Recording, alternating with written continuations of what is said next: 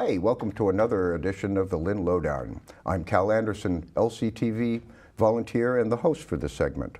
My guest today is no stranger to activism in our city, Wendy Joseph. Welcome to the show, Wendy. Thank you, Calvin. Now, Wendy wears a lot of different hats, but I'm going to have her introduce herself, and we're going to focus on a couple in this segment. So welcome to the show, and what's your background in our city? After moving to the city in '02, I waited about 4 years and then found a community of activism in Lynn that was very, very strong. So I decided to join in, and took a little while, but finally found my specific passion. There's so many niches to be found in our city. Yours tends to lean towards Frederick Douglass. It does. And this is an important year. Tell us why. This year is the 200th bicentennial of the year of his birth. He, of course, being a slave, didn't know exactly when he was born, but they did get it down to February 1818, and he picked February 14th as his birthday. Oh, Valentine's Day. Of course. We love him for that. We do. So what's his significance to our city? Lynn was one of the first places he came after he escaped slavery. And I believe it was straight from New Bedford. William Lloyd Garrison, who was working in this area and in Boston on the abolitionist newspaper called The Liberator, saw him do a speech and scooped him up. And he lived in Lynn for about 5 years and had 4 different homes, knew a lot of people and did a lot of great work, and had a couple of things actually happen to him while he was living in Lynn. One of the most interesting stories that I find is what happened at the railroad station, which could happen to anybody just waiting for a train. Mm-hmm. Enlighten us on that, Wendy. Right, and I'm going to refer to our lovely brochure that is available on Friday, September 28th at 6 p.m. We're going to do a reenactment of what happened. So Frederick Douglass was on the train with James and Buffum, who would become the mayor of Lynn, and another friend, Chase. And he bought a first-class ticket because he was sitting with those men. They were on their way to a speaking engagement, and the conductor came and told him that he had to get into the Jim Crow car. That's the car that's closer up to the engine and all with the all smoke. the cinders. Yeah. Exactly. And he refused to go. Long story short, they threw him out, and the seat of the train that he was holding on to went with him because he wasn't going to go quietly. So this is going to be reenacted as part of the 200th observance of his birth. It is, and in addition, Essex Heritage, who does a Trails and Sales event for 2 weeks in September, contacted us, and we are going to be part of the Trails and Sales offerings, so there is a possibility of many more people than would be around locally to come and see this.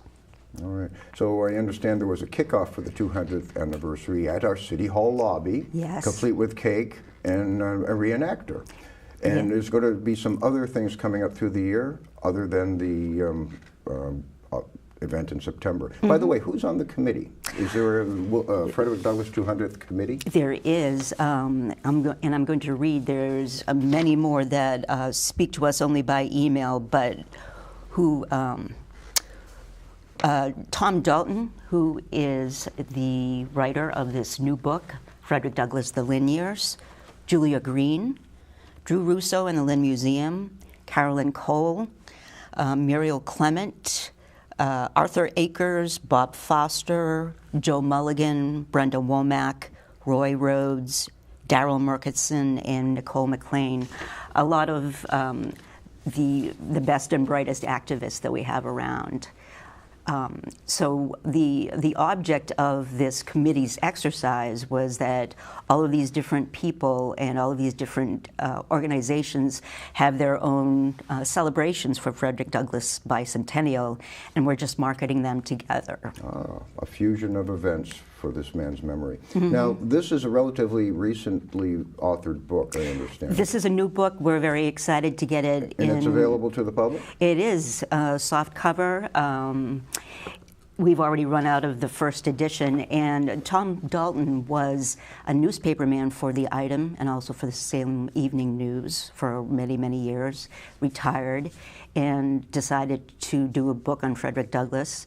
And what makes this special is that he went to original sources, which is difficult to do because an awful lot of Lynn's history has been lost in floods or things just weren't available. And he always says that this is his mea culpa.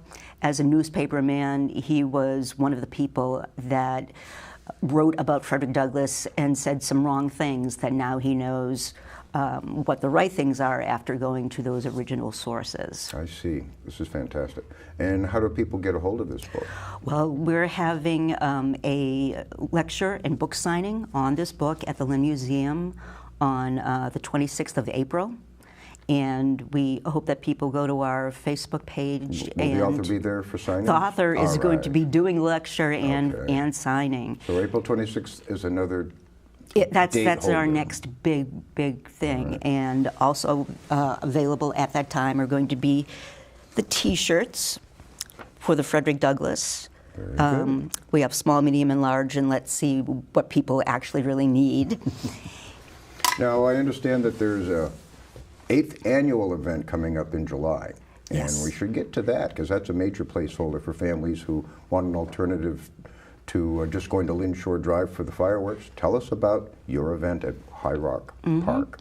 For 8 years now, we have been putting together this community celebration on July 3rd at High Rock Tower. It begins at 6 p.m.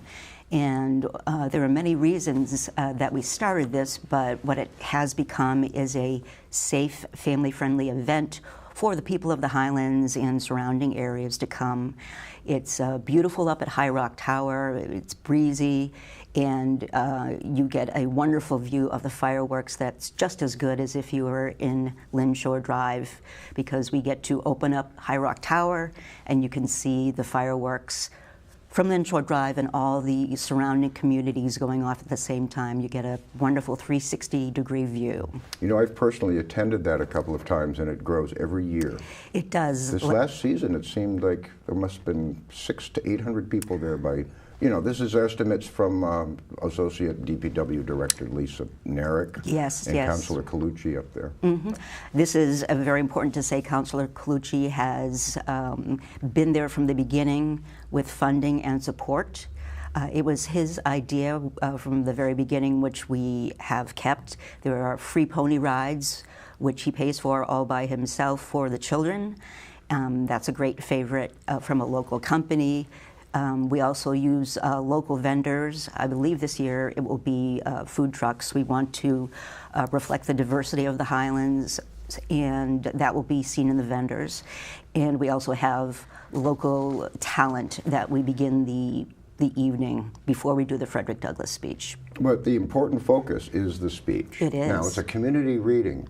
So tell us about how that works. I think this is wonderful. A community reading from Mass Humanities, whose event this was originally.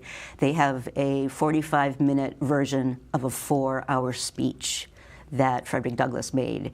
And it's divided up into 45 paragraphs that take approximately 1 minute to speak. So everybody gets a script, you get in line, and then you go up to the microphone and speak some words that Frederick Douglass spoke close to 150 years ago. I've heard it a few times, and some of those words still ring true today.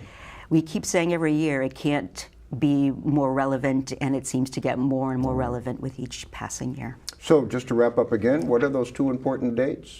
We have July 3rd for High Rock Tower celebration and fireworks, and April 26th for the lecture and book signing.